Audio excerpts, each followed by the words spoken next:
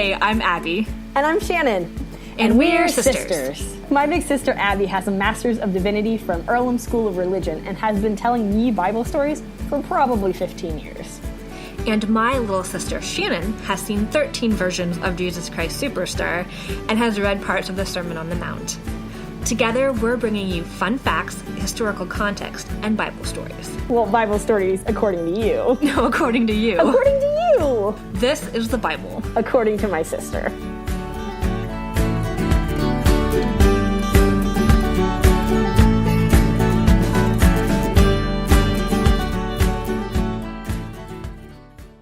Hey everyone, welcome to the Bible according to my sister. Hi, Shannon. Hi, Abbey. How are you doing this week? I'm good, though I'm grateful it is Friday. It is Friday. Yay! So, I guess this is our first podcast episode of the Bible according to my sister. I know. So, crazy. This is wild. Very exciting. So I thought we could give everybody some context. Like, who are we and what are we doing a podcast about the Bible? So why are you excited about this podcast? Well, okay, I love the Bible. It's like my really geeky thing. I don't know, I've just always loved the Bible. Like, they're really cool stories, and they like give context to like where Christianity and Judaism came from. And I mean, it's interesting and it's complex, and seminary taught me really, really cool things. But I think what you're getting at is that I voluntarily read the book of Exodus at least sometime in probably middle school. Yeah, that's what I was getting at. The fact that you voluntarily read a chunk of the Bible in middle school. And that our mom had to teach me how to use a commentary to the Bible in 4th grade because she could no longer answer my questions. That's wild to me that you, like, at such a young age went, the Bible is so cool, I want to read it. Like, I was not doing that when I was 10 years old. I know. I'm trying to think of a book I was reading in 4th grade. And you were reading deep theological literature. I mean, I don't know how, like, deep I was taking it, but, like, I just found it fascinating, and the Exodus thing is because I just, like, love Moses. I think he's really cool, but, like, all of the Old Testament stories, I think are just really, really interesting. And so I also love telling people Bible stories and Bible context because I love context. Something that I love that you... So I don't read the Bible as much, but something you used to tell me to kind of contextualize the Bible is that it's the story of people trying to, I don't know if you say explain God or like... Understand God. So when you tell Bible stories, you're not necessarily telling Bible stories as historical fact, which I think is different than how some people would tell Bible stories. Yeah. You tell them as like a human experience, which is what I always loved about you telling me Bible stories. I mean, the Bible is an oral tradition, so, like, telling the stories is so much more engaging, and it can, I guess, teach or shed light on, like, who is this God person, and why should we even care? So, I mean, what you said, yeah, the Bible, to me, and I think probably a lot of scholars would agree, is, like, it's a compilation of stories of, particularly the Israelite nation, trying to understand who God is through all of these different experiences and compiling it into a sacred text, and how people read that now is different and how they read it in the past is different. It's not definitive, this is what happened and this is how you should interpret it. It's just like, here's some really cool things that people have written while they're trying to understand the universe and God and why we're here and what's going on. And yeah, it's so cool. I'm geeking out. If you can't see that, yeah. And so I think some of the other things we should probably clarify for people who are listening to this is that we're both Quaker. We were raised Quaker, which is a small section of Christianity, I guess. Yeah. That kind of defines how we view the Bible, because there's this belief in continued revelation? Yes, very good. Okay. Yeah. Okay. And so that's the belief that the Bible is a great place to start, but God is still giving us insight. But that, I mean, I think interplays also with kind of what we'll be bringing of how we engage with the Bible and what we believe. So Quaker is a whole other complex thing. Yeah, it is. I just think it'll inform how we're going about this podcast, which Yes. is to say that we want to tell people really cool Bible stories, and we're doing that through a couple different lenses. One of them is that the Bible is stories, and the other one is we're Quakers. The part of Quakerism we're from is a bit more liberal. And then the last thing I was thinking, which I forgot for a second, was I tend to use the word God because God or divine or universe, but we just want everyone to know that that's the word that we use, but it's not necessarily the word for God. Yeah. Yes. I think it's that. And that goes for a lot of different things with the Bible. I think it can be interpreted in lots of different ways, and we don't want to exclude anybody from enjoying Bible stories with us. Yes, exactly. So yeah, I will be using God language, and interpret that or translate it however works best for you. You'll probably also see some like very liberal God theology amongst that, because I won't always use he pronouns.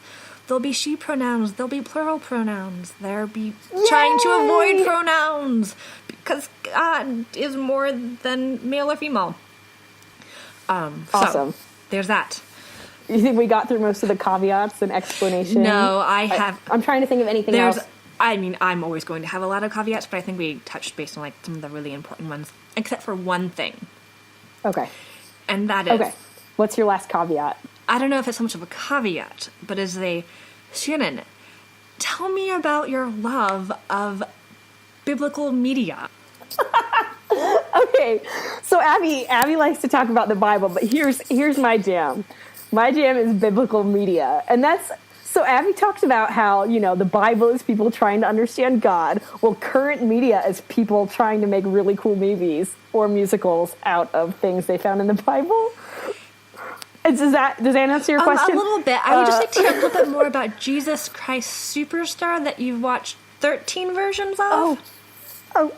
What is this thing?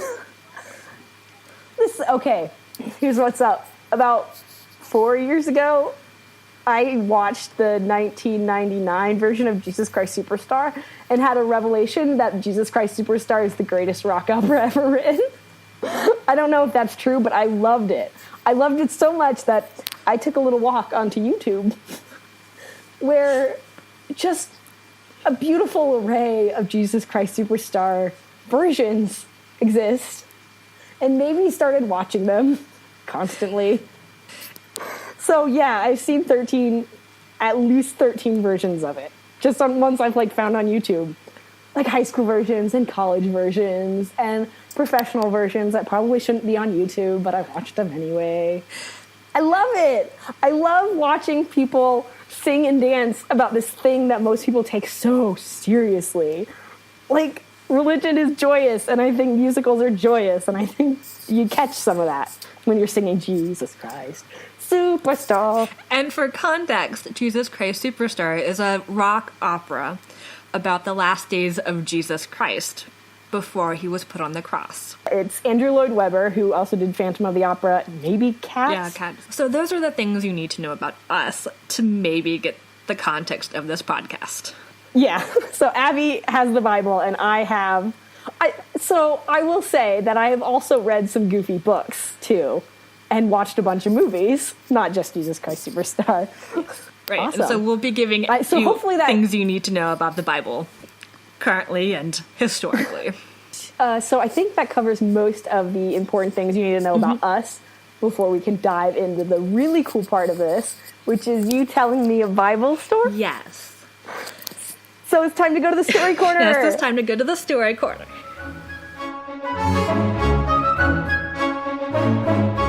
So it's our first podcast, and it is also December. And so I figured... So are you going to tell the Christmas story? No. Oh. Aw, yeah, sad. Yeah, no, it's December. I should totally do a Christmas story, but everyone knows Christmas stories. And so I was trying to think of what to do, and then I remembered when you and I were talking about what to name this podcast, you were like, are there any sisters in the Bible? There's, a few. There's, Mary and Martha, and then there's those 5 sisters who kind of got land and stuff. And you were like, what? What are you talking about? How do you know that? I did, because I was so excited. Because another thing people need to know is we're only 2 of 4 sisters. Yeah. So there's 4 girls all together in our family. And so to hear that there's a Bible story about 5 sisters, I was just like, yes! Yes, but I haven't told you that Bible story yet. So this is, even though I hate what the title of this story normally is, it's the story of Zelophehad's daughters. So, context. This story kind of takes place in the book of Numbers and then kind of finishes up in the book of Joshua. And it's a fairly small story, but it contains a lot in it. So is that Old Testament for those of us who... Okay. Yes. Old That Testament. is the Old Testament. And the context is that there's this people called the Israelites. Okay. And they escaped slavery in Egypt. And for a variety of reasons, end up wandering in the desert for 40 years. And so when this story takes place, what has happened is that the 40 years is basically over, and the Israelites are standing kind of close to the border of Canaan, which they have been promised will be their homeland, and God has promised them that they will get this land. And in the previous chapter to this, they have taken a census to see who gets what land. And the census was only for males. So Israel is sort of divided up into 12 tribes. Okay. And each tribe gets an allotment of land in what will eventually be Israel, but is right now Canaan. Okay. And so for each tribe, there are different like clans or families. So each family gets an allotment of land from the greater allotment of land that their tribe gets. So broken down into broken down. Yeah, it's like sub broken down. But I mean, Okay. land is very important because that's livelihood. That's how you make your living. That's Does it matter if they're planning on farming or being shepherds at this point? Like, is there, I mean, they're kind of homeless. right at this point they're homeless. Yeah. The intent is that they will kind of start creating cities. Okay. But to be fair, that's like a kind of a long process, and there's a lot still of like nomadic stuff going on, and a lot of them end up being shepherds, but some of them are farmers. But still, like for survival, you need land. Yes. They're going to be a bit more settled than like wandering the desert for 40 years now. They're kind of going to have plots of land, but what they do on those plots of land is a little amorphous. Okay. But still, I mean, land is incredibly important to them because that's where your family is going to live, and that's how they're going to survive. Right. But the problem is, for this story, that's all the context to lead up to, they took a census so that all the males would get land in their family name. Yay! And these 5 sisters, their father, Zelophehad, has died, and they have no brothers. And so their names are Hogla, Mala, Sporty Milcah, Spice, Starry Spice, Baby Spice. Tirzah, Okay. and Noah. And I'm pretty sure I'm pronouncing those all correctly. I double-checked and looked them up, but pronunciations are always different from wherever, so apologies if I mispronounce them. But these 5 sisters, their father is dead, presumably their mother is dead, and they have no brothers, which is a very precarious situation for women in this period of time.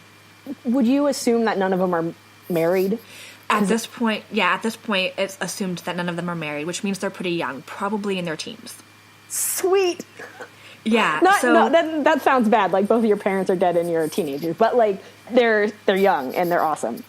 Sorry. Yeah. Continue. Yeah. So to show how awesome they are, these 5 presumably young women say this isn't fair. We won't have any way to be taken care of. So they go up to Moses, who is considered like one of the great prophets in the Jewish tradition. Yeah. He led the Israelites out of Egypt and in the desert for 40 years. So they go up to him and the chief priest and a whole bunch of other high-ranking men in this sacred space Yeah. where laws are formed and they say, our father had no sons and he died, and he didn't die for any treacherous reasons. He was as good of a man as he could have been. And now he has no son to get a plot of land to continue his name.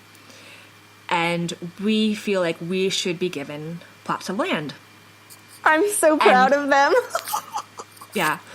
And so Moses kind of goes, I don't know what to do. hey, God, you have any ideas? And God says, their cause is just. Yes, they should get plots of land. Is there any story about how Moses talked to God? Does he go out into the desert and... No. It just says something along the lines of Moses consulted with God, and this is what God decreed. Presumably through some kind of oracle. They're kind of in a sacred space where Moses goes and talks to God often. Yeah. If Moses isn't sure about how to rule a situation or whatnot. So that's, I guess, chapter 1 of the story. But that's amazing. Yeah. It's actually Numbers 27. And then later in the book of Numbers, I think it's chapter 36, their relatives go to Moses and say, well, that's great that you and God made that ruling, but these girls are going to marry at some point, and what if they marry someone who's not part of our tribe? That land will get moved to a different tribe, which means that tribe will have more land than they originally allotted, and that's not okay. If they marry at this point, their husbands get that land. Like their husbands get that land. Yeah, they lose the rights to it. Yeah, and so I mean, there's good and bad here. I guess from a feminist perspective, but it makes sense in the context of the story. Yes. Yeah. Exactly. Okay. Fine. Their land goes to the husband. That's why people are upset about it. Whatever. Okay. Yeah. So I believe Moses again checks in with God, and God says, you know what? They've got a point too. The daughters can get their land, and in the future, anyone who does not have any sons, their daughters are the ones who inherit. But did he just make a ruling for the rest of forever? Yes. For all women, yeah. That actually happened in chapter 27. I forgot to mention that, but it's kind of followed up in chapter 36 that, yes, women... with no other guys around them can. Yeah. It goes sons, daughters, and then I believe it's uncles to the deceased, and then I don't remember but there's like a five chain of who gets land. But it's cool that daughter is up there. Yeah, daughter is right after sons. Yeah. Yeah. So God makes a ruling. Yes, daughters, if there are no sons, get the inheritance, but to keep the inheritance, then they have to marry someone within their tribe. And so okay. Yeah. So that chapter ends with, and all the daughters of Zelophehad followed this and were faithful and married someone within their tribe. We don't know when the marriage happens, but at some point they do get married, but it's someone within their tribe. And then we kind of jump ahead to the book of Joshua, which is the book where the Israelites are in Canaan and they've conquered it all, and they now have the land. And the sisters go to Joshua and remind him that, hey, this promise was made. We want our land. And Joshua makes sure that they get their land. The story is really sisters asking for land, God making a ruling saying, yes, you and all future daughters get land. But if you marry, you need to marry someone within your tribe, and then finishing with them getting the land. So that's the story of these 5 sisters. And there's some really cool things that can kind of pick up from the story. For starters, these are the first people who are asked for the land and get the land. The story of the Israelites. What do you mean? So in chapter 26, the census is taken, and they're just kind of told the land will be divided up. These are the first people who say, hey, we were asking for that land, and they get it. Okay. Does that make sense? So do other people not get it? I just assumed all the guys got land. Yeah, they all got it, but this is one of the first, if only, stories of people actually getting the allotment they were told they were going to get. Oh, so other people maybe didn't get the land they wanted? You're just not sure because it's not written? Just not sure, but this is the first story where after the census, the first people who ask for the land and get it is women. It's not men. It's not like a man goes up and says, hey, I want land. It's women asking for that. So is this a good moment for me to ask a question? Yeah, go for it. Okay, so why was this included when I assume at some point somebody picked up all of these oral stories and decided to write them down. Why was this one included? Why you obviously don't have an answer, but do people throw this around in the smart people communities you're involved in? I've never heard it talked about specifically why this story was included in the Bible. Yeah. The most likely thing is that the book of, like, Numbers and Deuteronomy, and I think even Exodus a little bit, has a lot of laws. Mm-hmm. It lays out who this community is going to be and what laws they're going to follow to make their community and society work. Yeah. And so it's either an oral tradition that was passed down, something that actually happened. It could also be an explanation for why this law exists. Because God said so. Because God said so, yeah. And here's the evidence of God said so. So, I mean, it could be a historical event that actually happened. It could just be an explanation of why a particular law exists. Right. And obviously things are kind of written out of order and written at different times and written for different reasons. Yeah, and I'm trying to think. They think the story was kind of probably written between the 4th and 8th century BCE when the Israelites... It was written then, but then. Didn't necessarily take place then. Correct. Okay. But when they think it was written, it was most likely when the Israelites had been conquered by a foreign power. Okay. So they were no longer in control of their land. So a lot of these stories were kind of like remembrances of when they did have the land and when they did have the inheritance. And that's, this is how it worked. And this was a grand old time.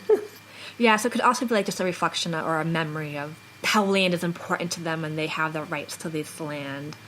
And I mean, you could even say, they'll like, get it back someday. Even the least of us had rights to these lands. Yeah. I guess I hadn't thought about that. That's kind of cool things about the Bible is you can kind of speculate or kind of read things into it. Yeah. Though that can also be dangerous. But, like, what do you bring out of it? What's meaningful to you? And that's one of the things that is definitely can be read into it. What do people read out of it? Are there specific theories or, like, sections of thought related to this story in modern... Yeah, so there's some really interesting things. There's a whole discussion about, like, what did land mean to people and what did people's names mean, because you can read the story as, like, a feminist thing of, like, yes, these women get land and that's fantastic. You can also read it as, well, they only got land as placeholders because their dad died and they're holding it until their husband can get it so that their dad's name lives on and it has nothing to do with them. But does his name live on? That's a question of mine, because technically the name isn't going to go with the land anymore once they're married. I mean, that's a really good question. Presumably, I guess the land would, if it's held by, like, a family member, because if they have to marry someone within their tribe, so it's kind of like a family member, so his name would live on through, presumably, the daughter and the husband's son by letting that son have the land. Yeah. He at least has land. Lived on, whatever. Yeah, presumably. So you can you can read it as a feminist thing. You can read it as a non-feminist thing. Probably the thing I found most interesting is a post-colonial theology who just kind of, they kind of just point out, I actually really don't like this story because these women are asking for land that does not belong to them, but assume that they should get it. Just like colonists would kind of go into land and presume that it should belong to them because they felt like God made them better people and therefore it should get land. Yeah, because Canaan was inhabited at that point. Yes, Canaan was inhabited. They were just looking at it and going, God promised us that land. It belongs to us. So they were dividing up land that they didn't actually own at this particular point. Huh. So like post-colonial theory often doesn't really like the story. They see it as a story of domination and taking things that don't belong to you. That's an interesting way to look at it. Yeah, so that's kind of like, some of the fun of the Bible and some of the hardships of the Bible is that you can kind of see it from two perspectives. Yeah. This one story holds a perspective of, like, these really cool, powerful, strong women and a story of these women dominating other people and a story of, like, these women not really being that powerful because they're just holding the land for their husbands to get in the future. Whoa! Layers upon layers. I don't know. I was really excited about hearing this story because I thought it would be like girl power and they get it, but then you end up just making it complicated because you're Abbey and you like to make me think about things a little bit. Yeah, well, the Bible is complicated, and it shouldn't be read as a simple story. But if one story can hold all of those components, what do you do with that? So, I can throw this question back to you. So you've heard the story of these three women. What what are you going to take out of it right now in your particular life? What does it tell you to do? What does it encourage you to do or make you think about? How does it make you a better person, or how could it make you a better person? Mostly I'm just excited that there were women with names in the Bible. And I get good takeaway. And I get the colonialness of it, but I think I like it for a lot of reasons. And the most powerful scene I think that you mentioned was them walking into this place, walking up to Moses, what I assume is kind of a male-dominated group of people, and demanding something. And I think for me, that was a really powerful scene because so many times, like, it's hard for women to walk into a job and demand something, or walk into a male-dominated space and say it. Even if you're not entitled to it because the land is owned by somebody else, but say, I am entitled to this just as much as anybody else. So that was kind of a powerful moment to me, without all the other context, I liked that scene. Yeah. Again, I mean, Bible stories are complicated and you need to wrestle and pull them apart, but you can take different things out of different parts of it and you can see the good and the bad and still kind of move forward with that and struggle with it and say, but what can I do with it? Gotcha. And I think what you just kind of said is like, there's this really cool scene that has relevance to where I am in life right now. And I can see the other parts, but this is the part I need right now. Yeah. That's beautiful. And that is why I love the Bible. Yeah. Are there other things you want to mention about this story? I think those are the main kind of key points that had popped in to my head when I was rereading it and doing a little bit of like research.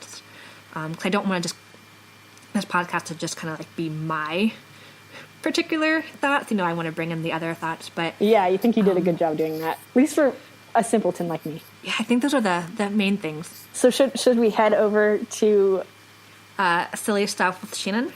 The silly stuff with Shannon corner? Yes. Yay!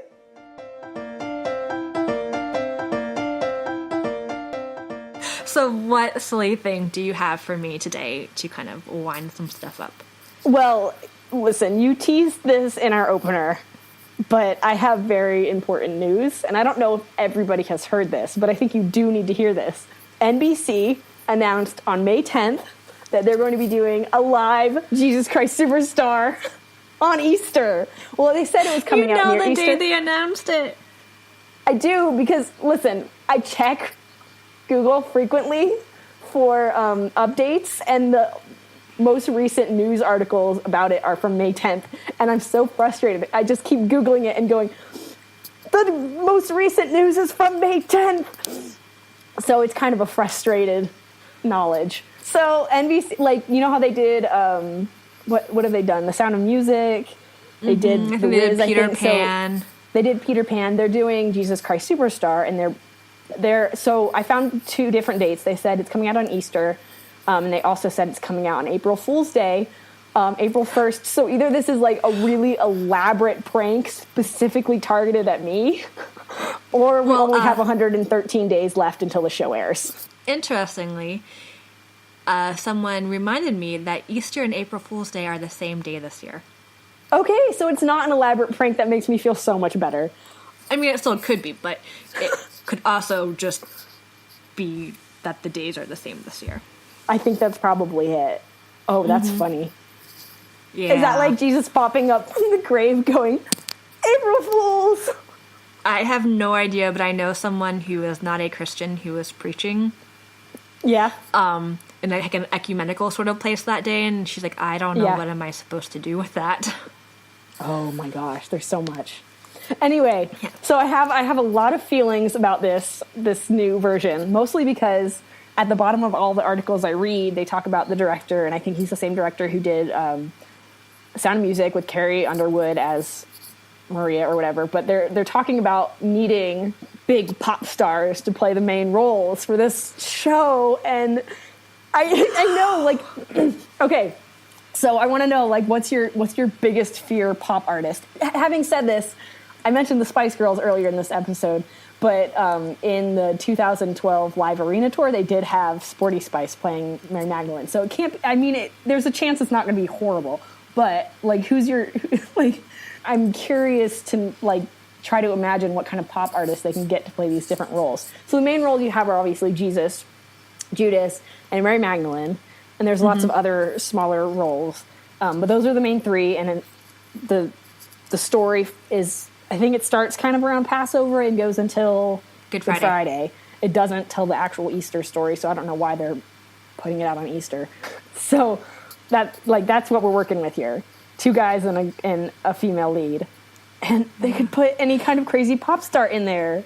And there's it's not, the songs are not easy, and you got to have some good acting. I have very high standards, and I have a lot of feelings about this, Abby. I can tell. I think my biggest fear would be Justin Bieber as Jesus. Oh, that... Nothing, just... Abby! Because he is blonde-haired, and I think has blue eyes, but he's very white. He's very and Jesus white, was not. That's the thing. I've heard commentaries on Jesus Christ Superstars where they're like, we had to cast Jesus, and, we needed to find that, blonde, blue-eyed person, and I'm just sitting there like, no, that's not how that works. But, I don't... The cool thing about Jesus Christ Superstar is that you can kind of blind cast. You can blind cast every role, and it'll be fine, assuming everybody's not blonde hair, blue eyes, which would be kind of irritating. So it could be a really cool opportunity to cast some really diverse people. I hope they do that. Yeah. But to answer your question, Justin Bieber because of the blonde hair whiteness aspect. Fair enough. I think that's probably a good answer for our worst nightmare, Jesus. So they haven't cast anyone yet, and that's why I keep checking back to see when they're going to announce the cast. Also, as I said, there's 113 days until the actual show airs. We need to get on this. I know, but don't worry. I will keep you all posted, and there will be a constant countdown going in my head. I'll make sure you all know how long we're waiting until this next one comes out, because I'm so excited. Fair enough. I would share more information. I just don't have that much right now on the Jesus Christ Superstar watch. You're going to tell us as you know more.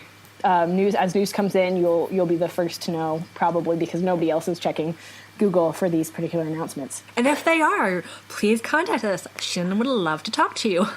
Yeah, let's chat. Great. I think that's the end of our first podcast. I think we did it. I think we made it to the end of our first podcast. So thank you everyone who's tuning in and listening to us talk about the Bible. I'm having a great time. And so am I. I love telling these stories. Hopefully you understood what we were talking about. Yeah. So to wrap up, Abby, I have a question for you. Hit me. Abby, what is the Bible? The Bible is avocado toast. It is avocado toast. We did a thing. We did a thing.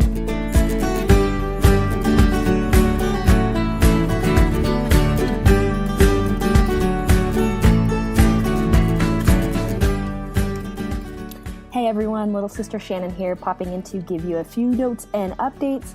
First off, and I kid you not, while Abby and I were recording this episode, NBC posted their first cast member for the upcoming Jesus Christ Superstar. So you can look that up now online for spoilers, or wait until our next episode to come out, because I will be bringing you up to speed.